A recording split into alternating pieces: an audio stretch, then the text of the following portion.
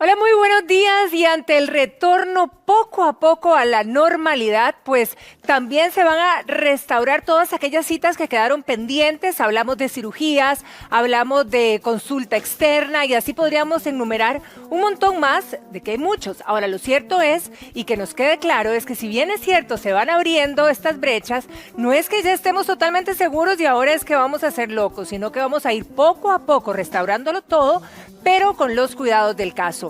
Hoy está con nosotros el doctor Mario Ruiz, quien nos va a ayudar a dilucidar cómo va a ser esta, ¿cómo podríamos decir?, reapertura para todos los que estábamos esperando alguna atención. Doctor, un placer tenerlo aquí. Muy buenos días. Hola, buenos días. Efectivamente, ya nosotros estamos elaborando un plan de reactivación de los servicios. Es un plan basado en una nueva normalidad, en donde tenemos que aprovechar lo que aprendimos con toda esta crisis del coronavirus para ponerlo en práctica y dar un mejor servicio. Por ejemplo, vamos a tratar al máximo posible de que la asignación de citas ya no tenga que ser presencial, sino que la gente pueda sacar su cita, ya sea por internet o por call center, o por llamadas al centro médico, o que nosotros mismos llamemos para asignar la cita, parecido a con los tiquetes de avión, que ya no hay que ir a comprarlos. Entonces, eso es algo que queremos mantener, que sea lo menor posible que la gente tenga que ir a sacar una cita presencialmente. Que sea una visitación de ese tipo que no tiene ningún sentido, sino hasta el momento que haya que ir. Pero empecemos repasando puntualmente. 22.647 cirugías se quedaron en stand-by, pendientes, ¿verdad? ¿Cómo piensan, doctor, reprogramar todo esto para llevarlas a cabo? Sí. Desde que comenzamos con esto del coronavirus, la instrucción fue que había que operar todo lo que fuera cáncer, cirugías electivas urgentes y emergencias. Las cirugías que se tuvieron que suspender son cirugías de baja complejidad, que no son urgentes. Entonces, cuando ya comencemos a reactivar, que probablemente va a ser por zonas, y eso viene como parte de la estrategia que hemos utilizado de mantener hospitales libres de COVID, entonces probablemente vamos a comenzar con cirugías de baja complejidad en algunos centros donde no hayan habido casos de COVID y vamos a ir viendo cómo se comporta. La idea es que el paciente ingrese, se opere y se pueda egresar, ojalá el mismo día, que ya lo habíamos hecho con las cirugías y con las jornadas de producción.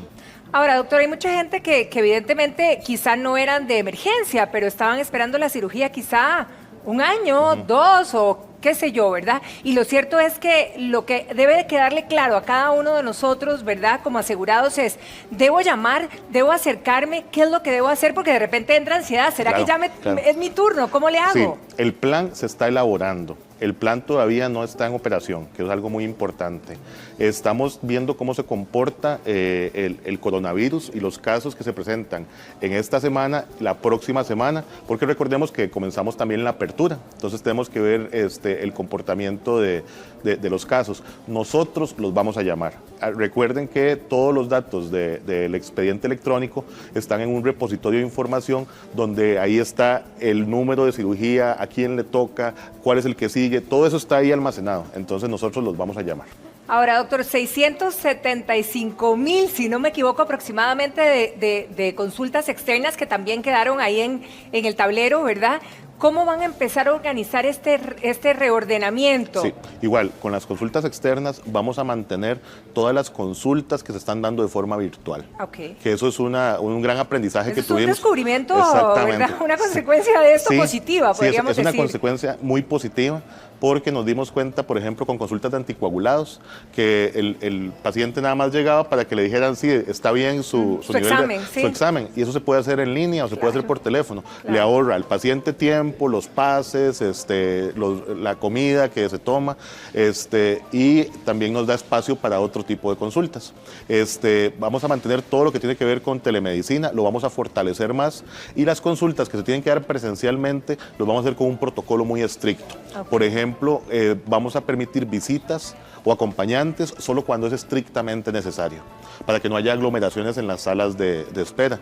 Que la cita ojalá sea a la hora que se programó, que la persona nada más tenga que esperar un ratito antes de la cita y se pueda ir inmediatamente del centro. Y vamos a fortalecer aquí también todo lo que tiene que ver con receta electrónica, que la ventaja es que ya tenemos el EDUS en todo el país y la receta electrónica en todo el país. Entonces la persona no va a tener que ir al centro médico a recoger esa receta.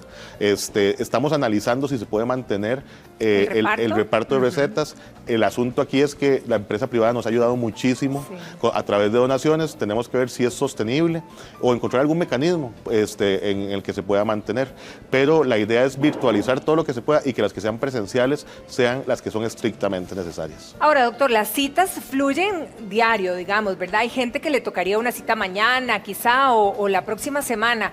Entonces también, pues, los asegurados se preguntan, ¿cómo será esta reapertura en el sentido de que van a respetarse las que les toca ya pasado mañana o van a ser los primeros que perdieron las citas desde marzo, que quedaron pendientes? Sí, recordemos que todas las citas, el flujo de citas ha venido manteniéndose.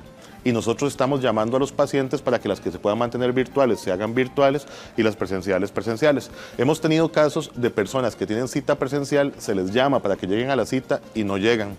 Ahí sería solicitarle a las personas que si nosotros lo llamamos, vaya y no pierda el cupo. Va a haber un periodo de transición. Y aquí cada uno de los centros es el que va a participar en la elaboración de estos protocolos. Lo importante es ver que eso hay que recalcarlo, cómo nos comportamos estas 2 semanas o estas 3 semanas, para ver si podemos iniciar y poner en práctica todo este proceso de reapertura de servicios. Ahora, si bien es cierto, vamos teniendo mayor flexibilidad, de alguna manera un poquito más de seguridad en poder seguir, en poder visitar ciertos lugares, pero ¿qué pasa con los hospitales? Porque los hospitales, mal que bien, a mucha gente le generan como una pequeña zozobra, porque uno siente, ahí están personas con COVID, o por lo menos gente que ha estado en contacto por ser hospitalario. ¿Cuáles van a ser los protocolos? ¿Son los mismos que el día de hoy? Sí, los protocolos en los hospitales son muy estrictos. Desde el lavado de manos al ingreso hasta el uso de mascarilla cuando es necesario. Hay chequeos constantes. Ahí lo importante va a ser que las personas que asistan al hospital cumplan con esos protocolos. Porque el personal de salud está en constante capacitación para que los protocolos se mantengan. Y también nosotros como usuarios vamos a tener que hacerle caso a lo que nos diga el personal de salud en cuanto a la distancia que hay que mantener, cómo hacer las filas, cómo lavarse las manos, cuándo usar la mascarilla de tela. Es un trabajo en conjunto entre la población y la caja que ha salido muy bien hasta el momento. Entonces yo creo que sí. Podríamos decir que nos podemos sentir totalmente seguros, ¿verdad?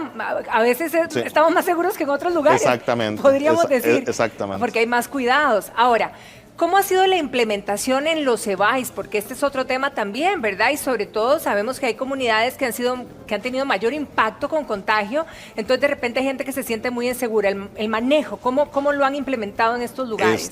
En los EVAIS, que han sido una pieza fundamental en todo este proceso, todo lo que tiene que ver con EVAIS, áreas de salud, el primer nivel de atención, ha sido un factor clave del éxito que hemos tenido hasta el momento. Y hay que recalcar eso, que es hasta el momento, porque esto es como un partido de fútbol. En los EVAIS lo que vamos a hacer es igual, fortalecer los mecanismos de prevención, la educación es importantísima.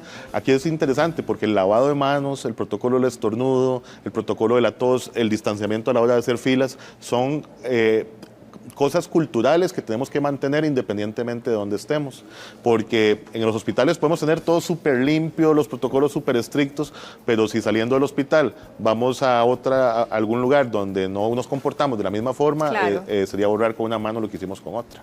Ahora, doctor, con la reapertura también que se ha dado en la flexibilización de las restricciones, ¿verdad? Y de repente, bueno, los casos que hemos tenido en estos últimos días, de alguna manera pueden causar temor en alguna parte de la población, pero me imagino, o quiero que usted más bien nos lo explique, si es lo que estaban esperando, porque evidentemente donde haya mayor contacto, pues va a haber mayor contagio. Exactamente. Es esperable que conforme abramos servicios, haya un repunte pequeñito de los casos y que sea manejable.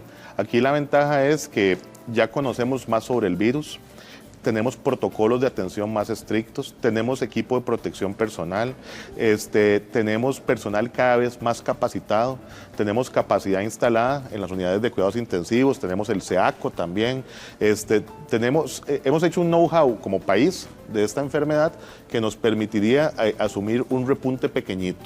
Pero aquí es lo importante de que tiene que ser pequeñito, tiene que ser manejable y para eso tenemos que poner de nuestra parte todos para evitar que haya más contagios y cuidar sobre todo a los adultos mayores, a los viejitos, a personas de riesgo, que son las que si se enferman se podrían complicar. Podríamos decir que en esta reapertura ojalá nuestros adultos mayores todavía dejarlos en casa y que verdaderamente sea de suma emergencia salir. Exactamente, ¿verdad? Exactamente. Yo recomendaría que siempre las personas de riesgo, adultos mayores, hipertensos, cardiópatas, personas con antecedente de cáncer, personas con enfermedades inmunológicas, que se mantengan en sus casas y que salgan para las actividades que tienen que salir. Tampoco es que vayan a estar ahí encerrados, pero que si tienen que salir para ir al mercado, vaya al mercado, se devuelva, mantenga las medidas de protección y nos adaptemos a esta realidad, pero sí, a los viejitos hay que protegerlos cada vez más. Ahora, se nos ha hablado mucho, ¿verdad? Y hemos reiterado mucho sobre las reglas de oro y que verdaderamente si cumplimos con ellas pudiéramos seguir insertándonos más y más al diario vivir que se paralizó en algún momento. Hablemos y escudriñemos, ¿verdad? Por ejemplo, el transporte público, doctor, ¿cuáles serían sus recomendaciones? Porque si bien es cierto, se ha recomendado el uso de mascarillas, incluso a los choferes les han puesto esta mampara de acrílico, de plástico, las paradas, ¿verdad? Y ahora con la lluvia, incluso pues tienden a cerrarse las ventanas. ¿Qué sería la recomendación para uno viajar seguro? Porque tiene que usarlo. Claro, ahí lo importante es que tenemos que trabajar todos en equipo. Si yo me cuido, estoy cuidando a la persona que va a la par mía. Entonces, si yo estoy con síntomas de gripe o alguna enfermedad respiratoria, trate de ir a asistir a un centro médico para que lo valoren y estar en la casa. No ir y meterse al bus en ese momento para ir al trabajo o alguna actividad de este tipo. Usar la mascarilla, lavarme las manos. Es interesante, pero las medidas que yo tome para mí mismo y para mi familia son las que van a impactar a la persona que esté a la par mía. Yo estoy muy contento. Ahora lo que estábamos hablando de ver el partido de fútbol, yo soy herediano, pero sí, el ver que otra vez estamos reactivando actividades sí, que por lo menos generan un poquito de tranquilidad. Al ver el partido, yo decía, ojalá que de verdad cumplan con las normas, porque nos está viendo todo el mundo. Claro. Y nos estaba viendo todo el mundo. Ahí vi que el partido se transmitió en Estados Unidos, en otros países de América, y ver cómo los jugadores de fútbol cumplieron con las normas. ¿Quiere que le dé la cifra aproximada? 40 millones de personas nos vieron. Wow, más que la final del Mundial. El ver cómo los jugadores, los mismos árbitros, los que están ahí, todos cumplieron las reglas. Fue muy bonito porque da mucha esperanza de que las cosas van a seguir bien. Ay, sí, da mucha esperanza que mucha gente recupere sus empleos, que mucha gente se active. Pero vea, le voy a comentar de un caso, doctor, y que tenemos precisamente una nota elaborada de una muchacha, una paciente o muchacha que se tomó la prueba 12 veces. 12 veces, tiene 2 meses de estar enferma. Vamos a verle, después la comentamos, doctor. Claro.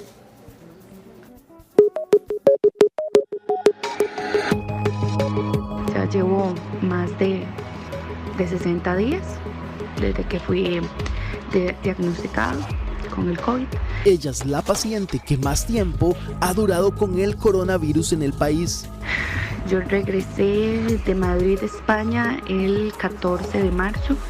Yo pensé que tenía un resfrío por los cambios de clima, ya estaba muy frío, ¿verdad?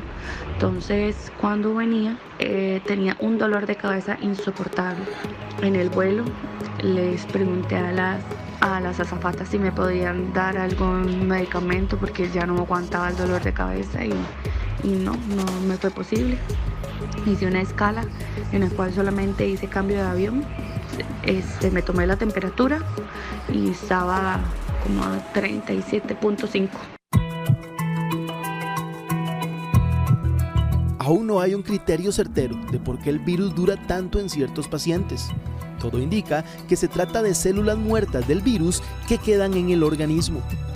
Esto puede deberse, según lo que se ha teorizado, porque no es algo que esté con completa certeza, como que quedan partículas pequeñas de virus muertos dentro del organismo, dentro de las vías respiratorias, no el virus vivo, sino partículas pequeñas de virus muertos, y esto hace que la prueba de PCR, que es una prueba molecular, detecte esos pedacitos pequeños del virus y lo haga salir la prueba como positiva.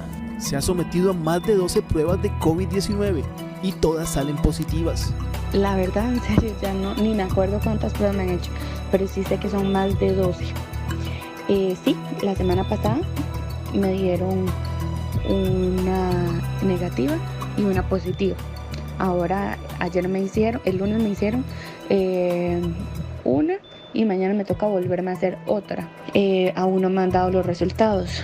Me dicen que no se sabe, no pueden darme un veredicto si no saben porque es un virus muy nuevo, que me van a referir a infectología y a virología, pero no lo han hecho, o sea, ni siquiera se han comunicado conmigo. Las pruebas estas moleculares que se realizan son para detectar partículas del virus. No se sabe si el virus estaría vivo o muerto. Si hubiera una prueba que detectara los virus vivos en la persona, ¿verdad? En sus gotas de saliva o en sus secreciones, pues ahí sería más fácil determinar si esa persona todavía está contagiando. Pero por el momento las autoridades no se la juegan y siguen dejando a la persona en cuarentena. En este momento, ella se encuentra bien de salud. No, ya yo los síntomas no los tengo. Por dicha ya me siento mejor. A hoy me siento muy bien. De hecho, solicité que por favor me levantaran la incapacidad para yo poder trabajar. Actualmente yo me encuentro haciendo teletrabajo y sigo. Ellos me dicen que estoy como un paciente asintomático, pero igual con los cuidados, ¿verdad? Lo que dicen es que por ya tener mucho tiempo de estar sin síntomas, no hay posibilidad de que vuelva a recaer. Realmente no es una persona que está contagiando a las otras ni nada de eso. Claro, las autoridades sanitarias por precaución mantienen a estas personas dentro de cuarentena. Así como esta costarricense, muchas personas alrededor del mundo han pasado meses con el virus latente en su cuerpo. Más de 60 días, 12 pruebas positivas y por supuesto la ansiedad, la incertidumbre de salir avante, volver al trabajo. En este caso y como muchos que dicen que hay alrededor del mundo, ¿qué giro diferente hay que pase esto, doctor? Sí, esta es una enfermedad de la que estamos aprendiendo todos los días y en todo el mundo. Aquí en Costa Rica, nosotros en la Caja, en conjunto con el Ministerio, definimos una estrategia de seguimiento de los pacientes ambulatorios, que eso es lo que nos ha permitido identificar pacientes de este tipo y darles seguimiento. Funciona así: cuando un paciente es positivo, puede ser un paciente positivo ambulatorio, que esos son los que se aíslan en la casa. Exacto. Siempre y cuando tenga condiciones de aislamiento en su casa para evitar el contagio a familiares.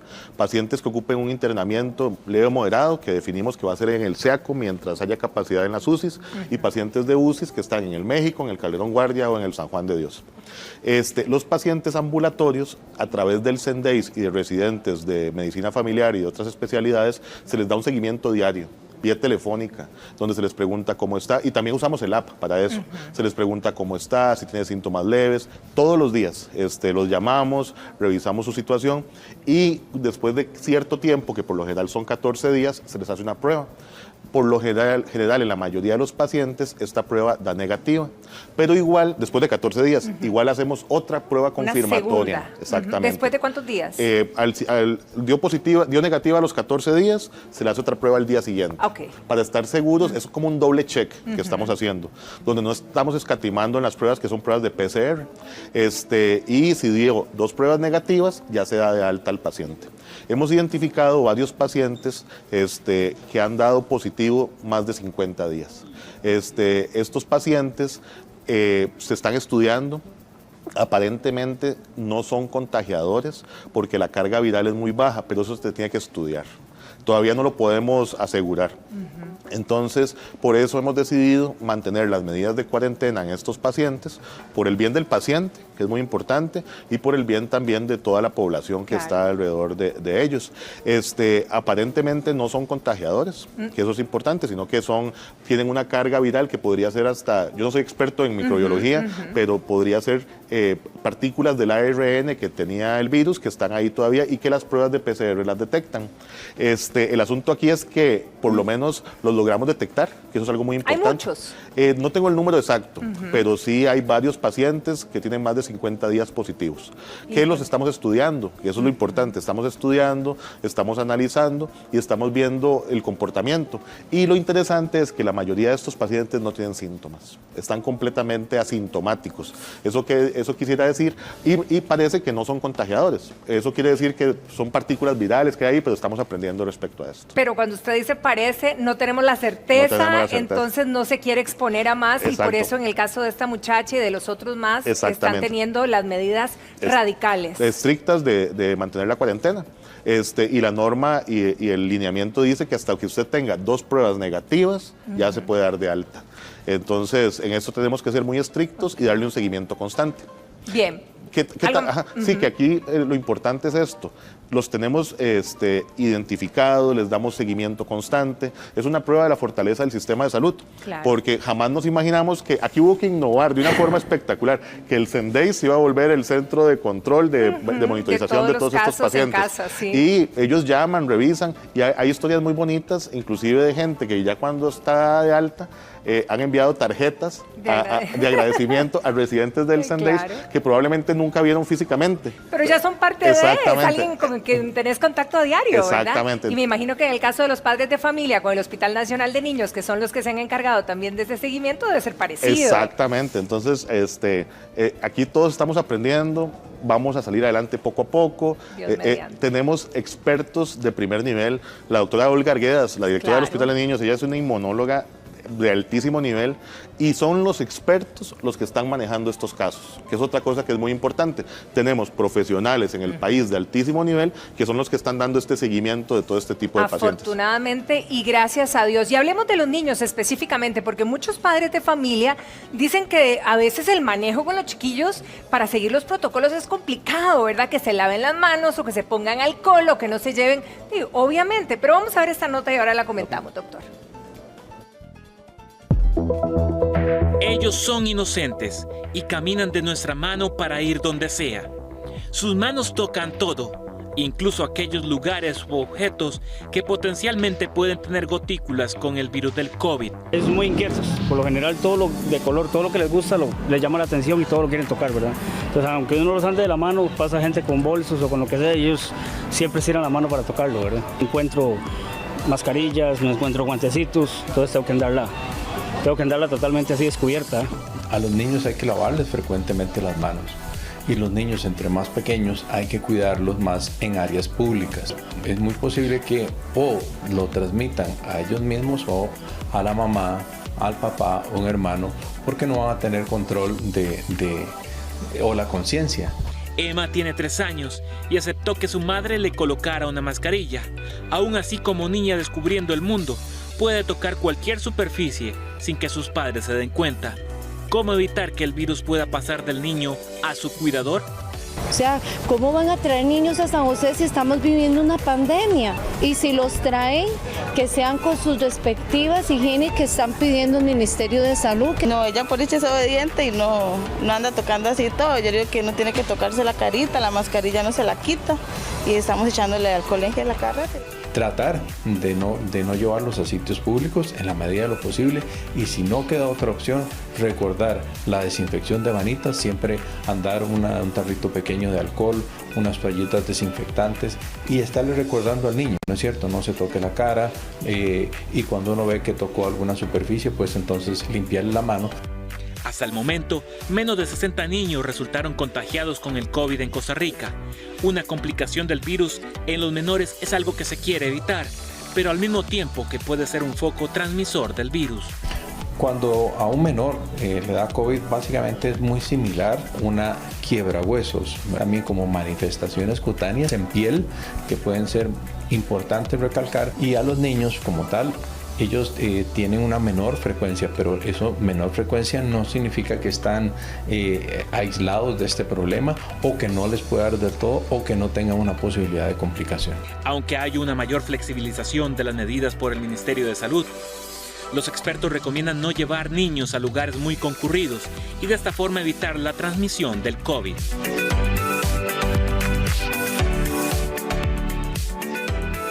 Bueno, y a nuestra niñez queremos, doctor, tenerla segura, pero a veces efectivamente controlar a los chicos, ¿verdad? Es complicado, sí. Pero ¿cuál ha sido la experiencia en el caso de ustedes? Sí, nosotros al inicio, cuando definimos la estrategia de manejo de pacientes, por recomendación de la doctora Arguedas, que es como ha sido una pieza fundamental de todo este proceso, creamos una cosa que se llama Pediarred. Y es que entre los pediatras entre los pediatras de todo el país se encargan del manejo de los pacientes COVID positivos en niños. Afortunadamente, hasta donde tengo entendido, ningún niño ha presentado algún caso de severidad. Así que eso es muy bueno y da mucha tranquilidad. Se mantiene lo que hemos leído en artículos de otras partes del mundo. Y aquí lo importante es que los niños son las personas más fáciles de moldear y son las personas... Son las esponjitas. Exactamente. Ellos hacen lo que nosotros hacemos. Ellos ven y repiten, ven y lo hacen. Yo tuve la experiencia el otro día con mi hija, que ella llega a la casa y pide que por favor le laven las manos. Y probablemente es por todo lo que ven alrededor. Entonces tenemos una oportunidad muy buena de reforzar la educación, de la importancia del lavado de manos, de la importancia del distanciamiento, de la importancia de las burbujas sociales, como decía el señor ministro. Y esto va a incidir en una disminución de las diarreas, disminución de gripes. En realidad lo que tenemos que hacer es fortalecer en ellos toda la educación y los nuevos hábitos que tenemos que asumir como sociedad. Y yo creo que a mediano y largo plazo serán hábitos que se queden y que además eviten un montón. Bueno, ustedes ya lo comprobaron con los índices de baja en la diarrea, por ejemplo. Es impresionante y eso podría pasar con la influenza y otras gripes en esta época que viene. Exactamente, y es una muy buena oportunidad porque si ellos ven que nosotros lo estamos haciendo, ellos lo van a hacer y lo van a hacer muy bien y se lo van a transmitir a sus amiguitos, a sus compañeros, y Dios quiera que entonces ya más adelante podamos otra vez abrir las escuelas y abrir los colegios. Doctor, y otro tema, bueno, nos hemos mantenido, ¿verdad? Y estamos tratando todos como ciudadanos de cumplir, ¿verdad? Con todos los protocolos para seguir en este camino en el que estamos y que Costa Rica tenga el abanderado de que vamos por buen camino y gracias a Dios con las menos consecuencias, ¿verdad? Pero, ¿qué pasa, por ejemplo, con este tema de los transportistas en este momento que también nos tiene, pues las fronteras son lo que nos tiene muy preocupados? Claro, con los transportistas, lo que identificamos fue, por ejemplo, que un transportista contagió creo que a 18 personas. Sí, correcto. Entonces hicimos pruebas en conjunto con el Ministerio de Salud en la frontera, en Peñas Blancas, identificamos un altísimo número de transportistas positivos. El tema es que hay diferentes tipos de transportistas, están los que pasan de Nicaragua a Panamá y los que vienen para el país. Aquí hay que recalcar que el país nunca ha cerrado las fronteras, todo lo contrario, inclusive hasta hicimos en algún momento convoys sanitarios que para mantener el flujo comercial entre los diferentes países, pero lo que estamos apostando es porque los transportistas que entran al país cumplan con ciertos protocolos que nos permitan mantener la seguridad. O sea, mantenerlos como en jaque para que no impacten a nadie en el caso de... Y por eso es muy importante cumplir con los protocolos que va a establecer el Ministerio de Salud.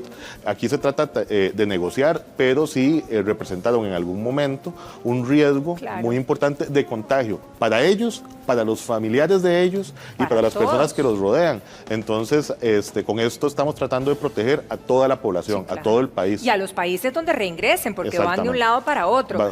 Ahora, doña Ligia, hacen la pregunta y clara y concisa, porque ella me dice que el 26 de mayo tiene cita en oftalmología del Hospital de Heredia, tiene cita por un glaucoma. Y la pregunta es, ¿qué hago? Porque no le han llamado a decirle si va, si no va, si debe llamar o qué debe hacer, doctor. Sí, las consultas que se han visto más impactadas son las de oftalmología y las de otorrinolaringología y las de odontología. Es porque es donde hay un contacto más cercano con el paciente. En este caso yo sí le recomiendo que llame al centro médico, a la Contraloría de Servicios del centro, y ahí le van a indicar si la cita se tiene que realizar o no. Ok. Bueno, ya no sé, ya son las 8:45 y aquí podríamos quedarnos hablando, doctor, pero quiero agradecerle por haber venido a compartir con nosotros, por este aire también de esperanza, ¿verdad? Y por ese trabajo arduo que está haciendo todo el equipo en nuestro país. Y vamos para adelante, porque son ustedes en sus trincheras y somos nosotros como ciudadanos para seguir avante, seguir abriendo, volver a la nueva normalidad, como lo definieron. Muchísimas gracias, doctor. Feliz día para usted. A las órdenes. Esto es un trabajo en equipo donde todas las instituciones, en conjunto con la empresa privada, estamos trabajando día a día. Nos ha permitido conocernos y mejorar las relaciones como país, y todos tenemos un mismo empuje. Entonces aquí es seguir adelante, adaptarnos, vamos a salir de esta, se los aseguro, vamos a salir. Es nada más seguir. Esto es vamos entre todos para adelante y poquito a poco. Paciencia. Paciencia, exactamente, pero vamos a salir y vamos a salir muy bien. Feliz día, Doc. Muchísimas gracias. Gracias a ustedes. Vero. Hasta luego.